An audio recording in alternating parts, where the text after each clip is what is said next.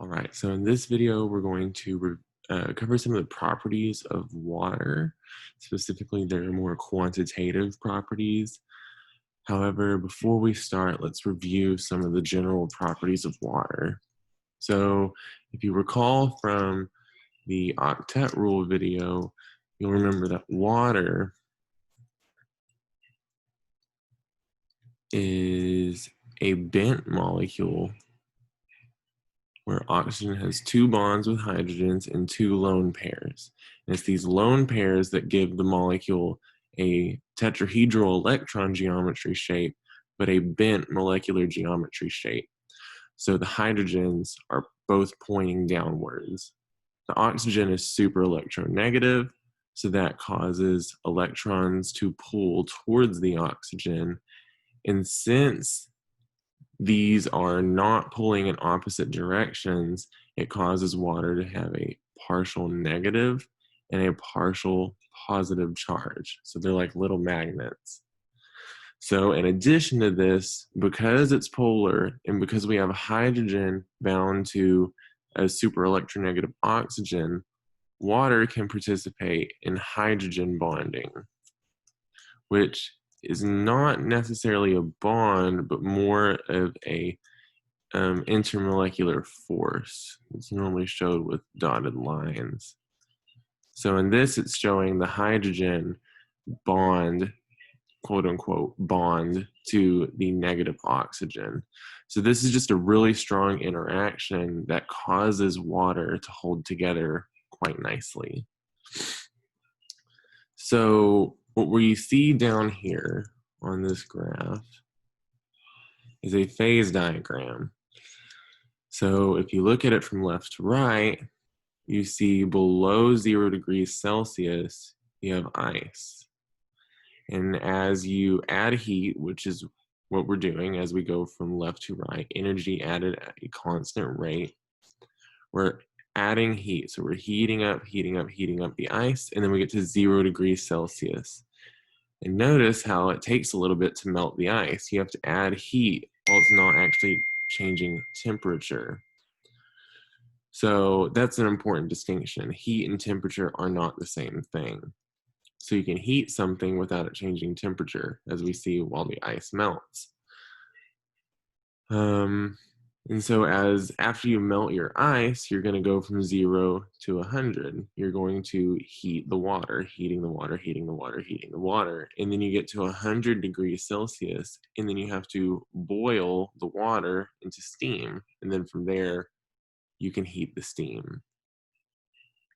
So let's take a look at some of these problems. Okay, so propose a title for the graph. So this is a little bit up to you, but one thing that we should include is that this is a phase change diagram. And specifically, it's showing how much energy is needed to heat 0 degrees Celsius ice to 100 degrees Celsius water vapor. So you can sort of come up with something about that, but do note that it is a phase change diagram. Okay, so list the 3 states of water. Describe what the heat of fusion does to the state of water, 0 degrees Celsius. So as before, everything has 3 phases. We have solid, liquid, gas, which for water in particular, we like to call the solid version ice, the liquid version water, and then gas is typically called steam. So describe what the heat of fusion does to the state of water at 0 degrees Celsius.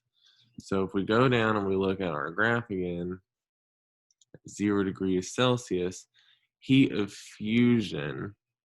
So what happens? What happens whenever you heat ice? Whenever you melt ice, that's exactly what's happening. You're melting the ice.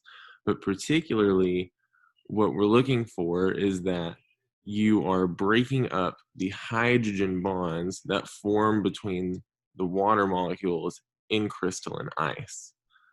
Which, one important thing to do is to go look up the difference between liquid water and ice water because ice forms a particular crystalline structure that causes it to be less dense than ice, which this has to do with the hydrogen bonding. So what evidence below suggests that water can be both a gas and a liquid at 100 degrees Celsius? So if you look down at the graph, you see over here that, let's draw, you see that you have liquid right here at 100 degrees Celsius, but you also have gas over here at 100 degrees Celsius. So at 100 degrees, this is the stagnation point where water is not changing temperature. You're just adding heat. You're breaking up the hydrogen bonds between the water molecules to turn it into steam. You have both liquid water and steam at 100 degrees Celsius, but it's not going to overall change temperature until you've fully heated it up.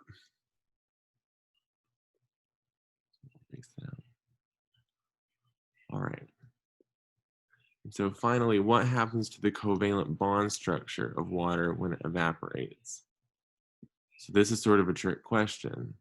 Nothing happens to the covalent bond structure. Whenever water changes phases, we're looking at the hydrogen bonding.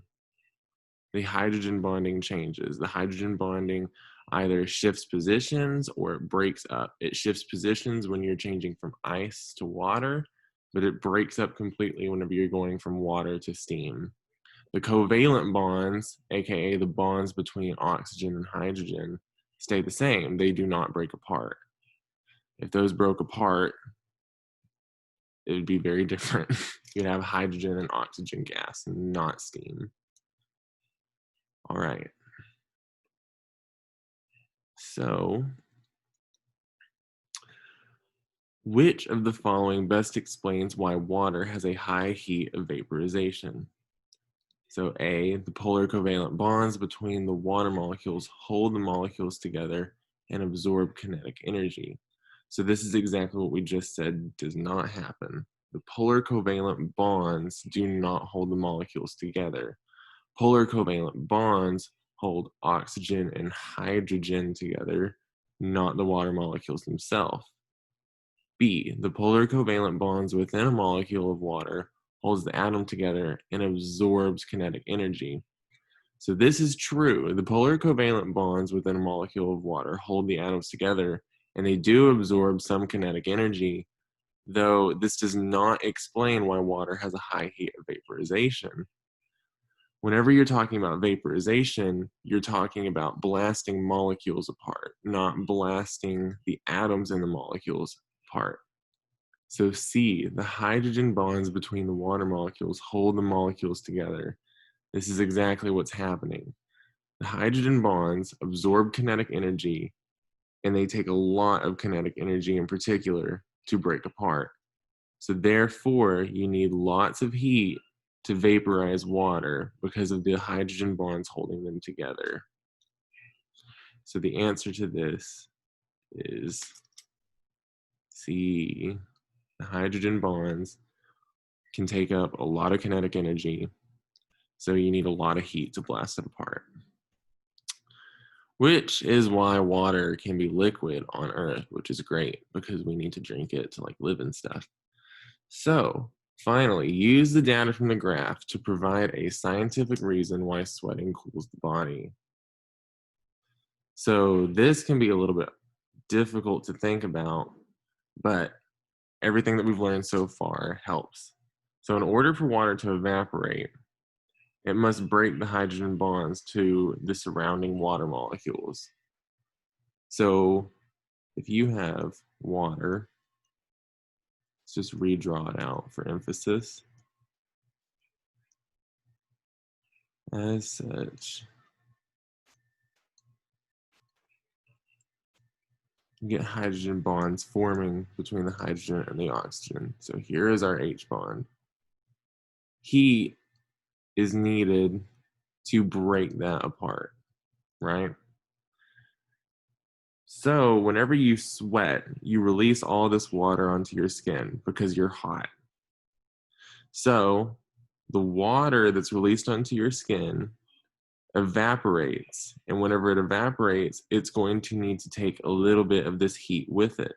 So that's how sweating cools the body, because you secrete liquid water onto your skin. The heat on your body is absorbed by that water, and then the water just leaves. It evaporates. It makes you a little bit sticky afterwards, but you're a lot cooler than you were before. So this is called evaporative cooling, which is kind of a neat trick that we can do. So specifically, whenever a gram of water evaporates, it actually can take 540 calories with it, which is what you see here, which is quite a bit of energy. So thank you, water, for all the cool things that you do. It's the only reason why we live, etc., etc.